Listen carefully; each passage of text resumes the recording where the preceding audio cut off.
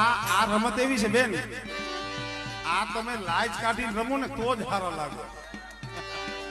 હા, તમને કદાચ ખબર હોય કે ન હોય, આ રમત રાજસ્થાનની છે. ક્યાંની છે? હા, રાજસ્થાનની. અને આ રમત એક મર્યાદા, આને ડિસ્કો નો કહેવાય.